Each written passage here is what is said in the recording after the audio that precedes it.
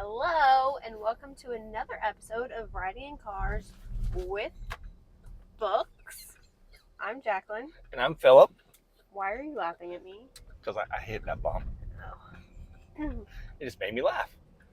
Today we are discussing Spider-Man Life Story. This is written by Chip Zdarsky with art by Mark Bagley.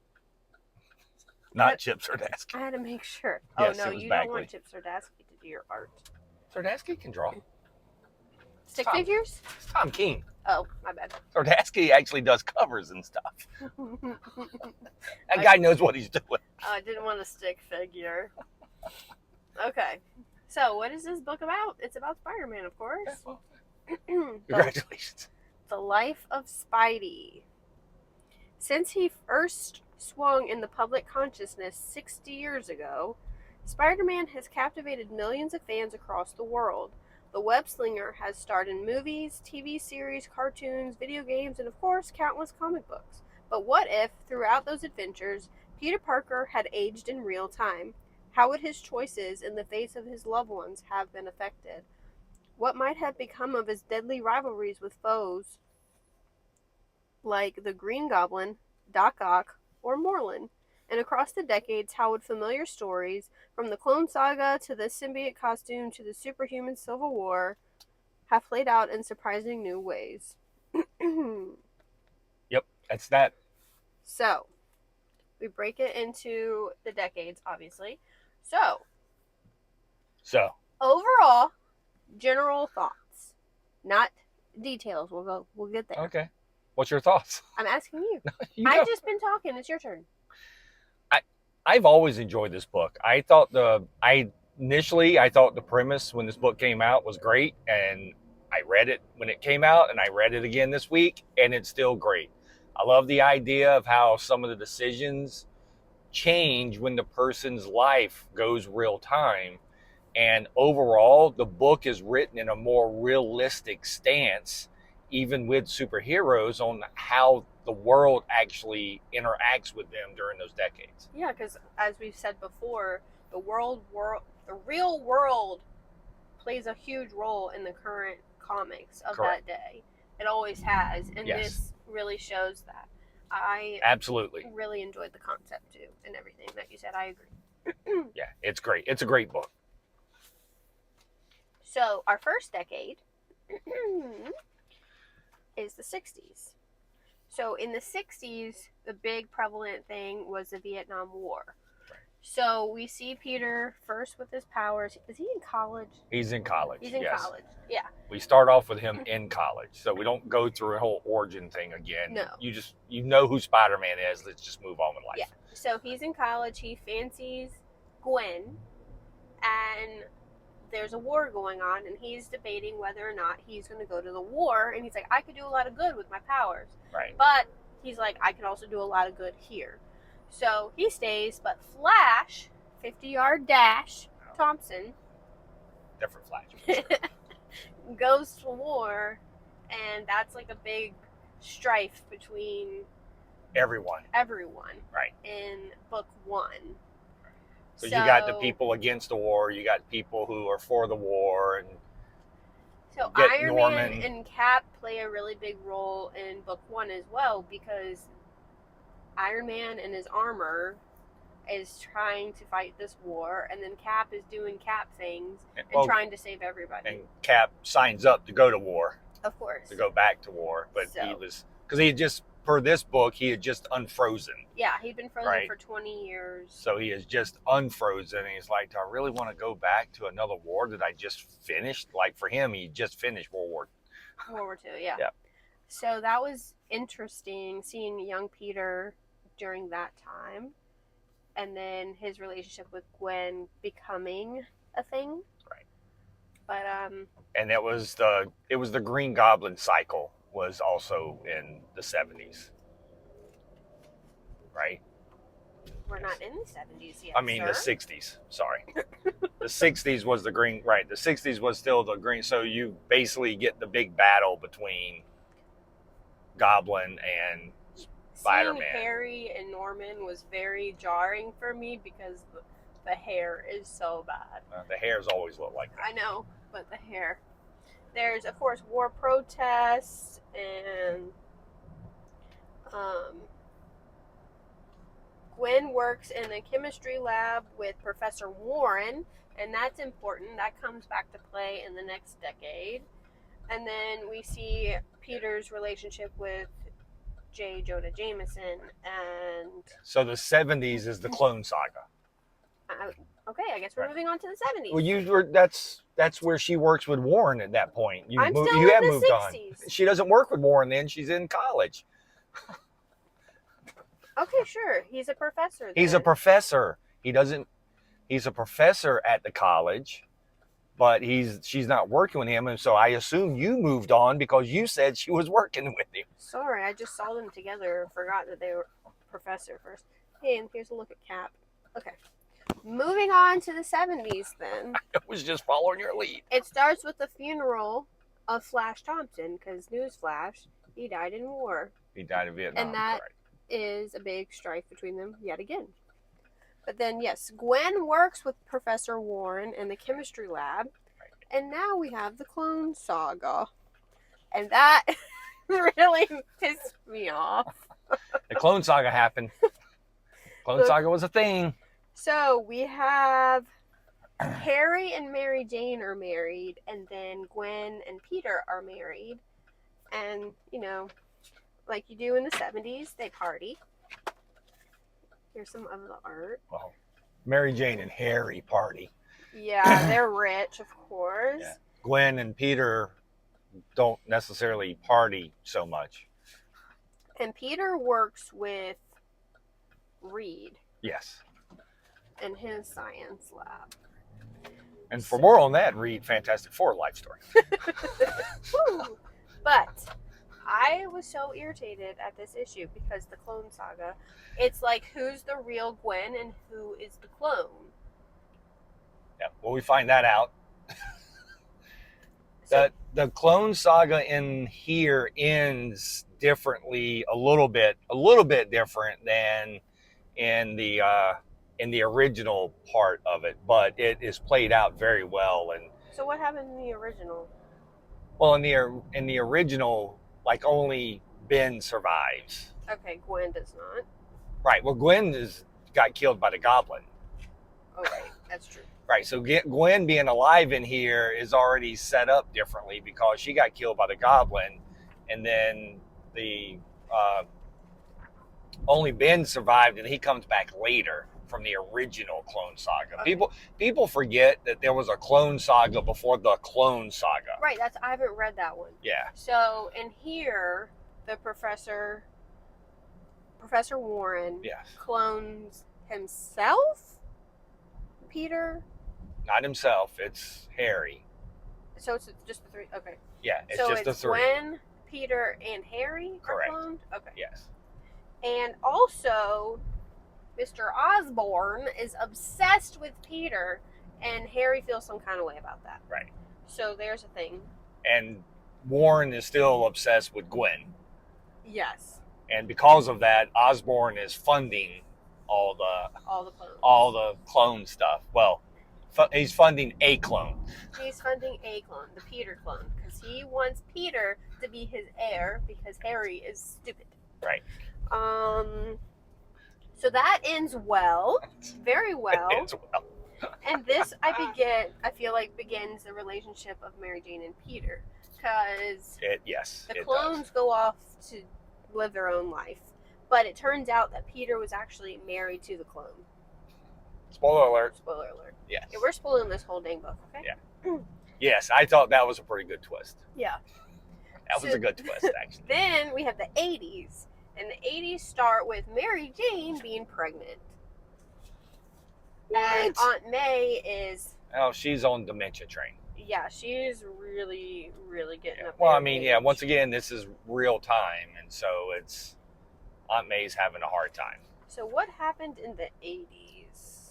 Another twist in here that they did in the book, in the regular books, there's an issue where Doc Ock is like dating Aunt May, but in here they actually like live together for They're a while. in a long-term Yeah, relationship. they're in a long-term relationship, so that lasts longer than in the regular books. But it all makes sense. Like everything in this book, how it happens because of the real time makes sense. So in the 80s, we have the symbiote costume. Secret Wars, people. Secret Wars happen. And Peter is struggling to separate himself from the costume.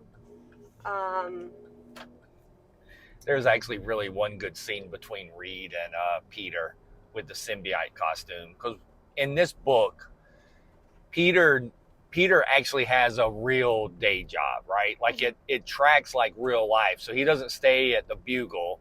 He works with Reed Richards at like a scientific thing because he's an engineer. That's what Peter's one of the brilliant minds. And then with the symbiote, basically Reed comes up and goes, "I've kind of studied you some," and he goes, "It's a living creature that's taken." Peter's like, "Yeah, I'm not an idiot. I've run my own test. I know."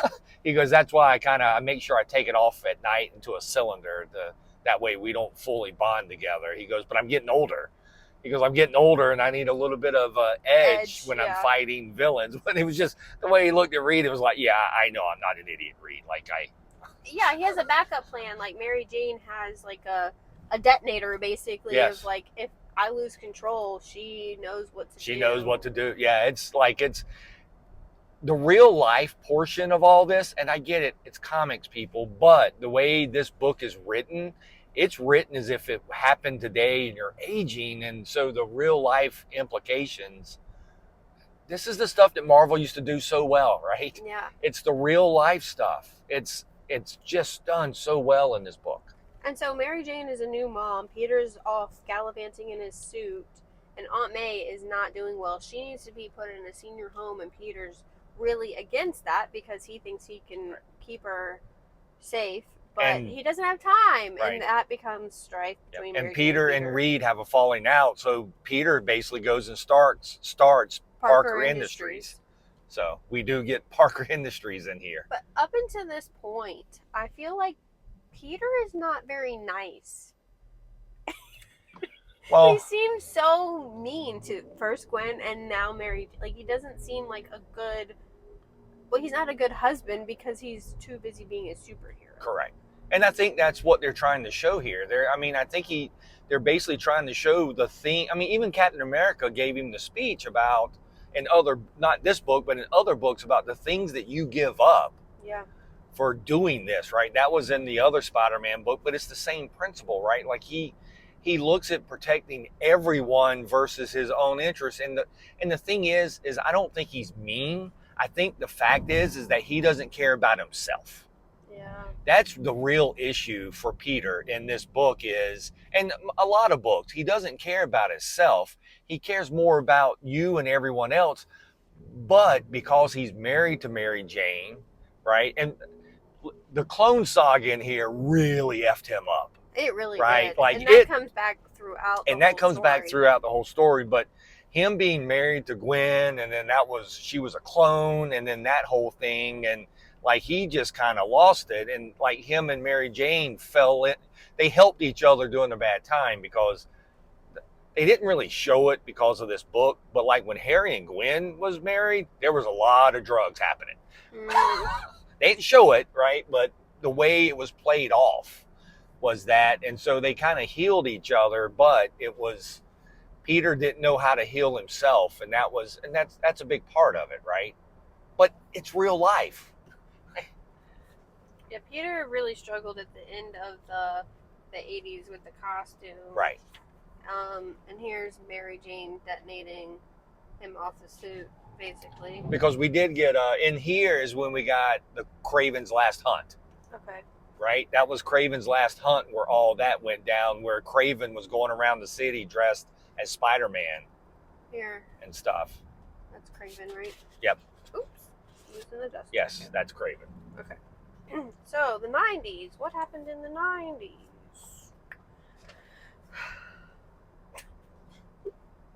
It's weird seeing Peter so old.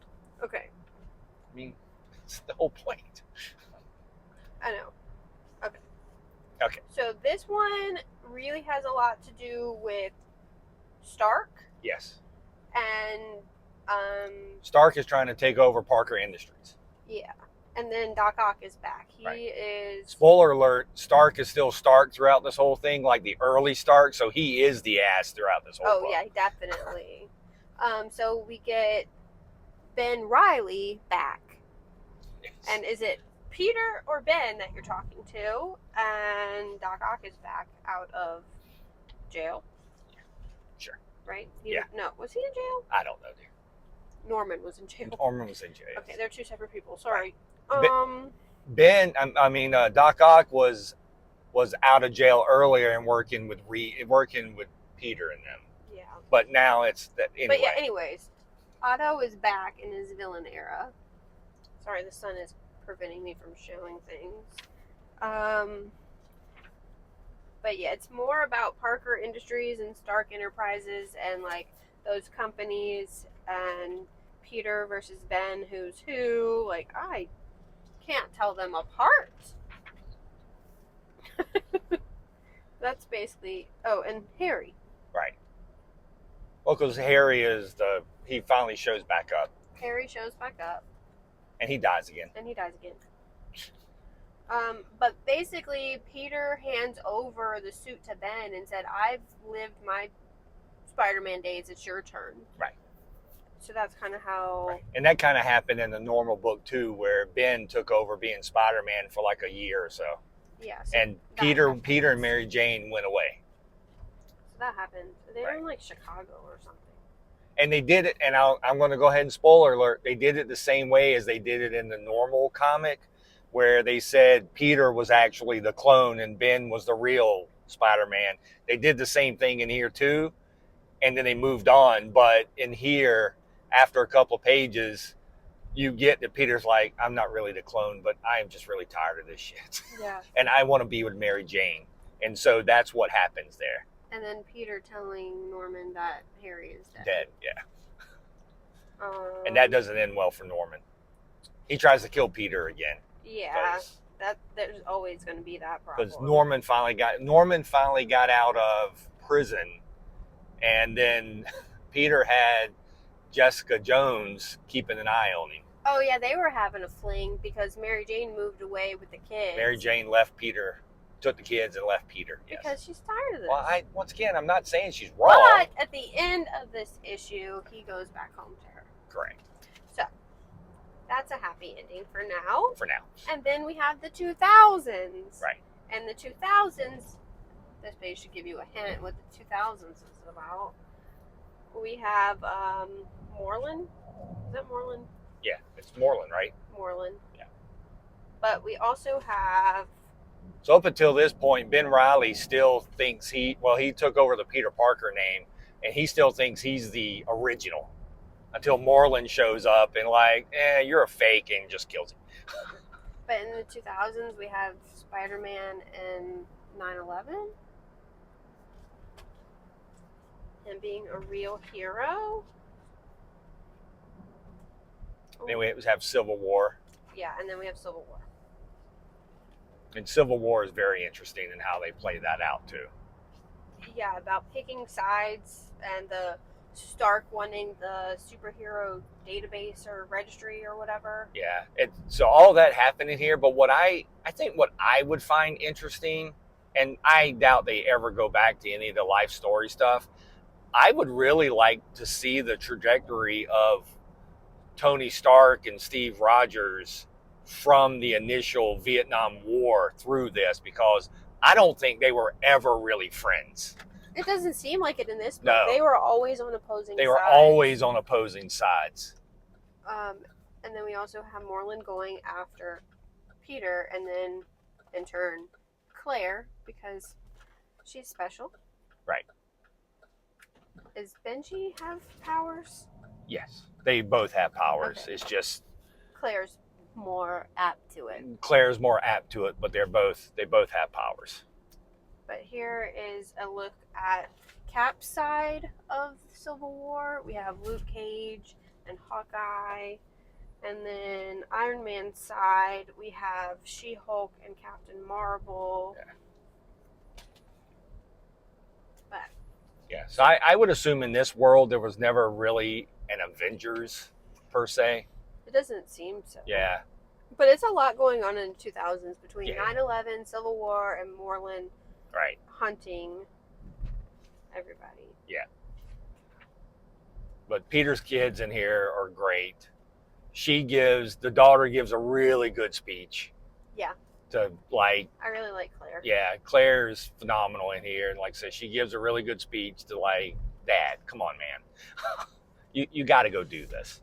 And Peter is in this suit because Ben has his other suit. His other, right.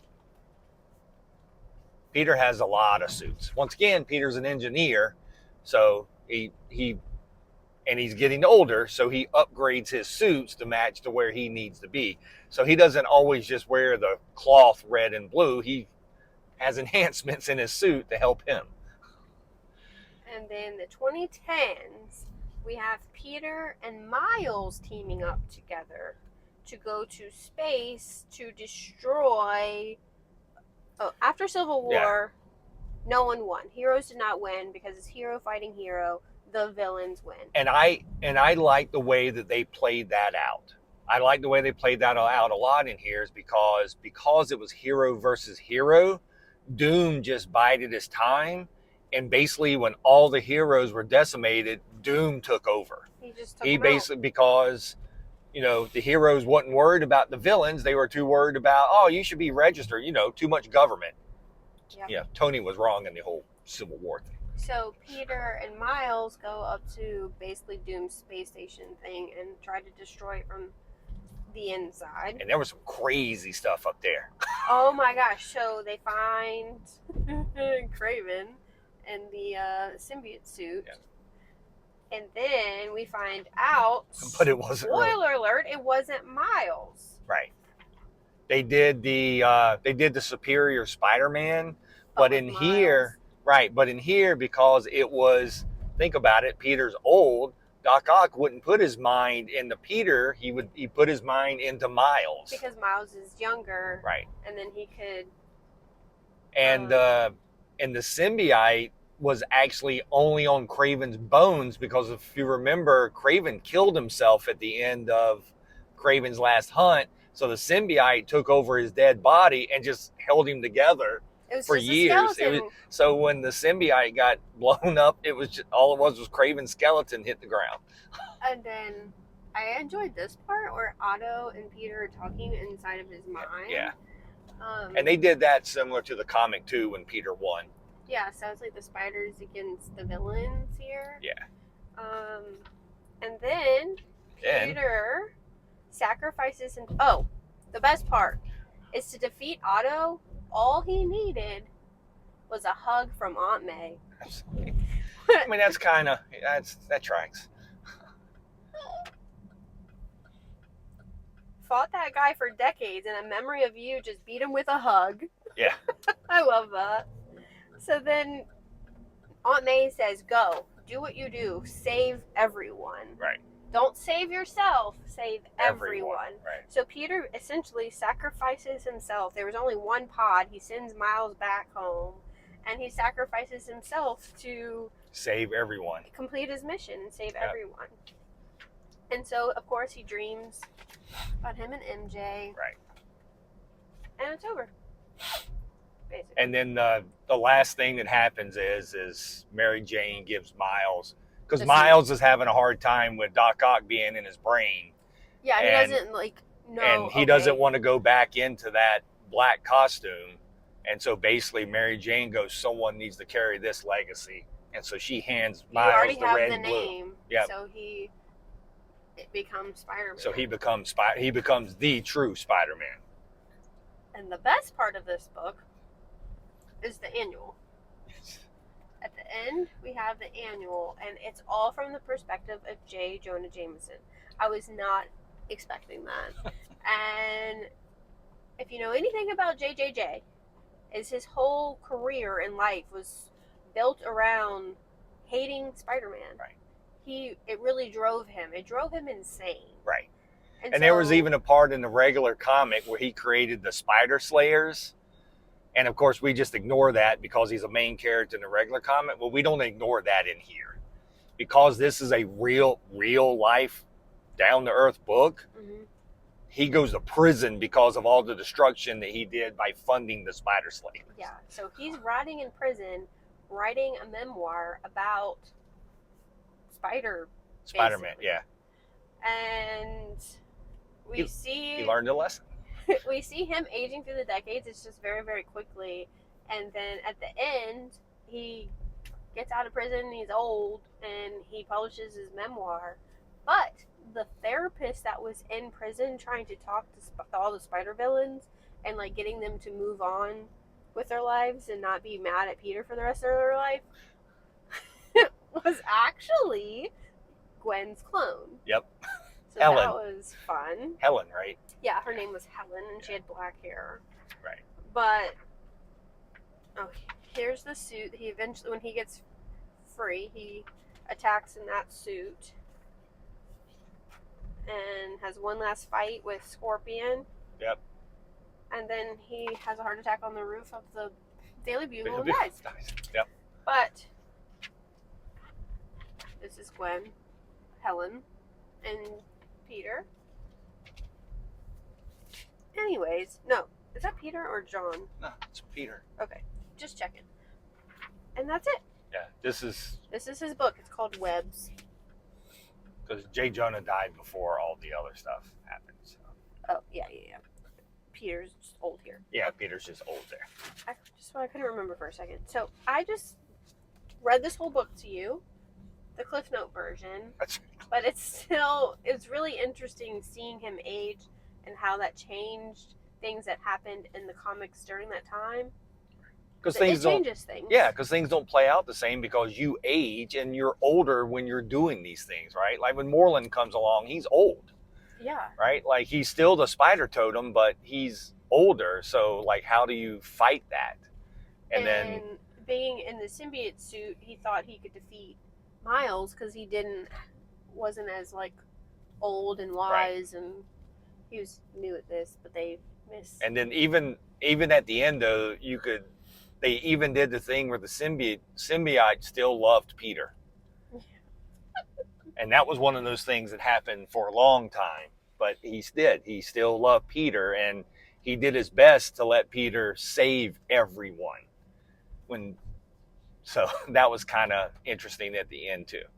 So sorry for all the spoilers, but I hope that made you want to read this because it's really interesting. It's really well done. I just was annoyed at how mean Peter was in the beginning of this book. But it tracks though. Like I said, I don't think it's mean, but just look at all the crap he went through. So in real life, the guy needed help. Yeah. He still lost his parents. He still lost Uncle Ben. He still lost Gwen, but in a different way. And like let's be fair, Mary Jane early on didn't help. No. And everyone blamed him for like Flash dying.